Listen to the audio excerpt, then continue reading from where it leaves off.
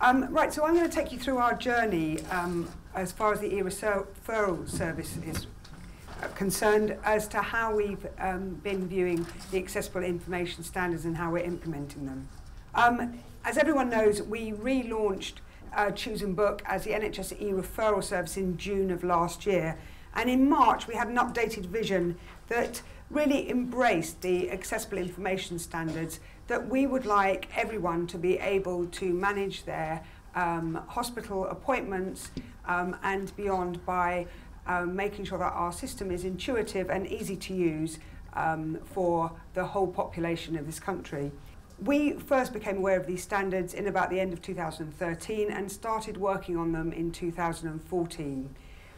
We consulted widely with a number of groups with disabilities, and we had discussions, we carried out surveys, we held workshops to try and get some feedback of what people wanted. I think the thing that stood out for me the most was two patients in particular. One was a blind lady who attended a preoperative check with her son, and her husband was meant to join her, but he was delayed, and it got to signing the consent, and she asked if it could be read out to her, and the doctor said, well, I haven't got time for that, but I can tell you it's fine, his operation's going to be fine. There's a few risks, but they're really not that important, so just sign along the bottom. She felt heavily pressurised to sign the form, which she did, and then went home and cried, because her husband was late, and she'd now just committed her son to an operation, and she had no idea what the risks she was taking on his behalf. Another person equally harrowing was at Sense, which is the deaf and blind organisation. She was a lady who had very, very limited vision, and she had specially designed glasses that gave her just a little bit of vision, and she collapsed. And when she woke up, someone had taken her glasses off, and she was being undressed, and she didn't know whether she was being attacked or whether she was in a health facility. The hospital that she was at had all her details, but they did not have her needs, her sensory disability needs, and therefore they had no idea that she was deaf and blind and had no idea what was happening to her. These are really important standards. These are a way of giving our patients an equal baseline so that they can all access healthcare and be understood. So I'm a great believer in these standards, and I hope you will all learn to love them as much as I do. From our beginning of the research, we asked our patients what we need. This is before the standards came out, and it's pretty well what we all want. We want to be able to understand what we're being given. And when we looked at our services, and we looked at the letters that we print out as GPs, you know, the average reading age of England is 9. And our letters were age 16. Even The Guardian has a reading age of 14. So we were just way too complicated. Even our most basic letter was too complicated. And I know as GPs, I spend my time circling things and putting stars next to things when I give patients the letter where they have to ring up themselves or go online themselves. So we needed to overhaul our system. Looked at how people got information out of our system. Now, we use NHS Choices for patients to look up details about the hospital. There's a link on our website, but when you go into their needs, all you get is the car parking. There's a little icon that says whether you're a wheelchair user, whether it's got wheelchair access and whether it's got a loop for a hearing aid, but most the website is on car parking and how much it costs to park in the car park. So even NHS Choices isn't really giving our patients with disabilities what they need to be able to make their journey to hospital as successful as possible. And the people we spoke to use modern technology. They have embraced technology because it's made their lives more independent. So they wanted us to embrace more of the modern technology, especially in terms of iPads, phones, and so on, smartphones. The accessible information came out in July. So we looked at how we could do this. We also looked at the benefits, because when you're trying to change something in IT, you have to actually show a benefit. And there are benefits. It's convenient for all patients if we make things accessible and easy to read.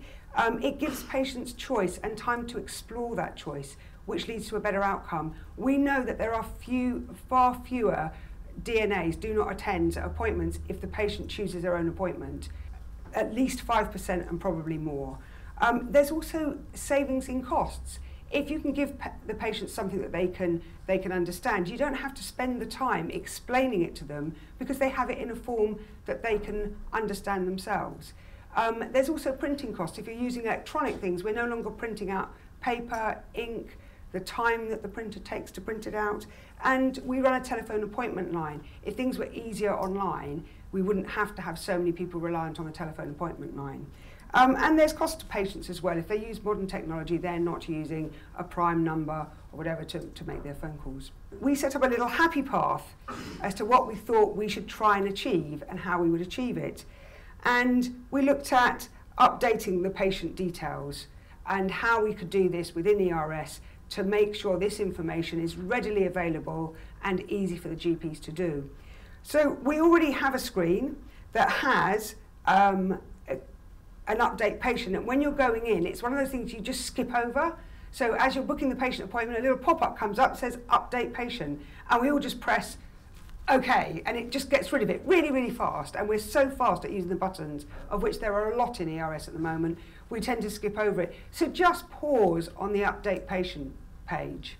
I tend to only update it when it's an indirectly bookable service or a service that the patient's going to be phoned back on. And now I started getting in the habit, because one of our big musculoskeletal triage clinics, they phone the patient back. So I want to check that we've got the right mobile number.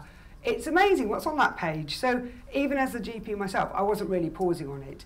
But just think about it. Update their information. At the bottom is their means of communication.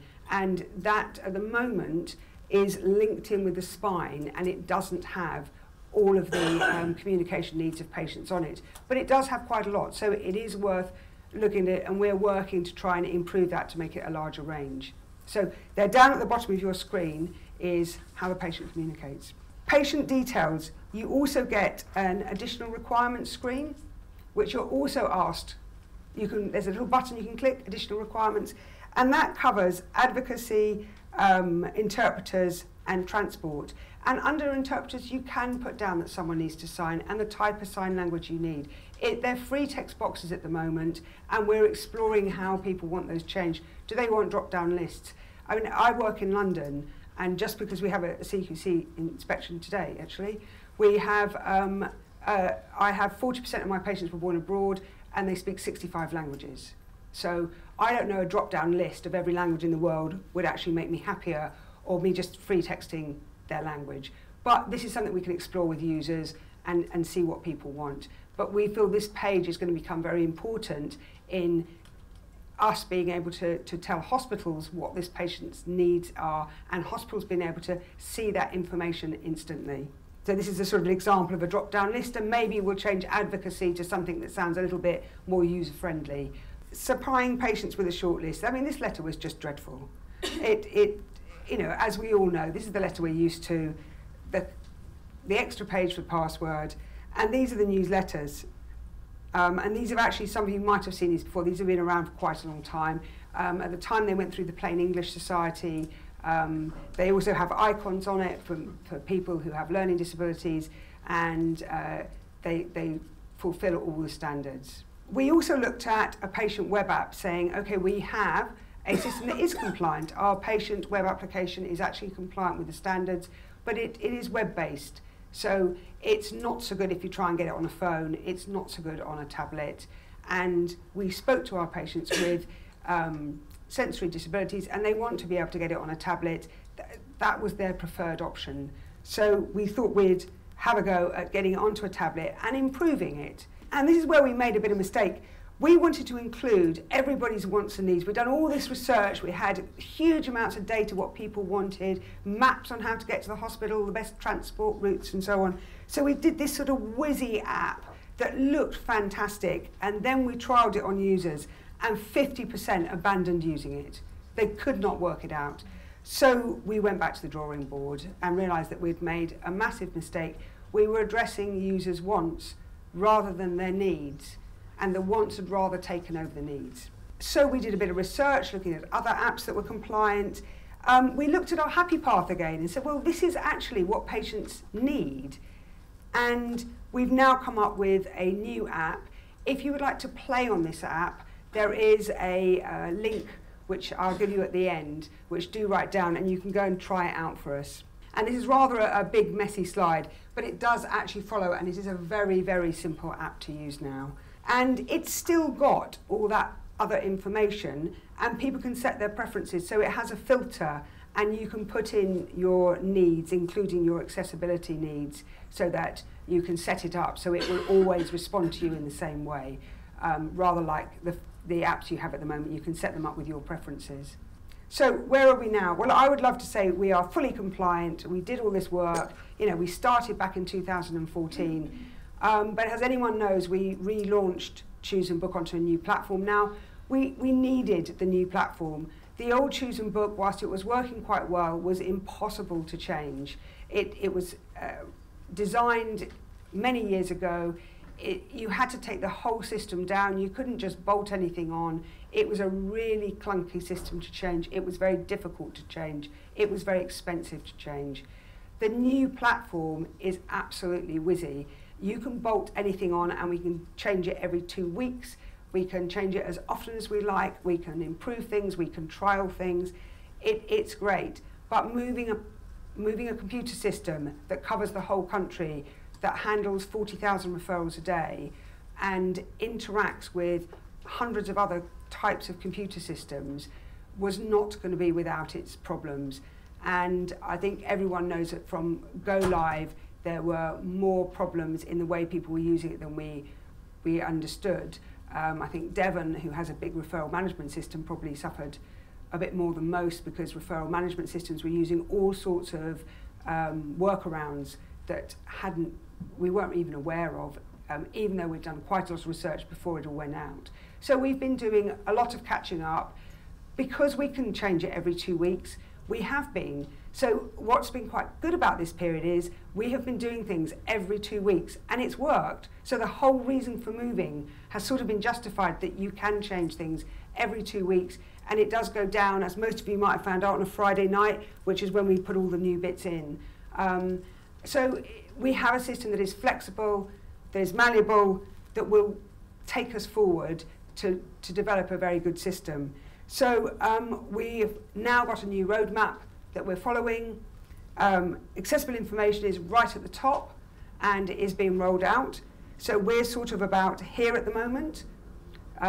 So you can see we started in May, a year ago almost, and we're still just at the end of the alpha stage, but we're going into the beta stage. The next stage is we're just doing this final survey around patients and professional users to check that this is the system that we've now built based on all our research, and that's going out now.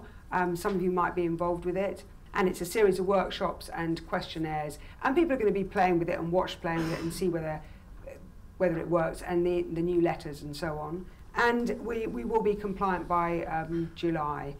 Whether the patient app will come out, our present website is compliant.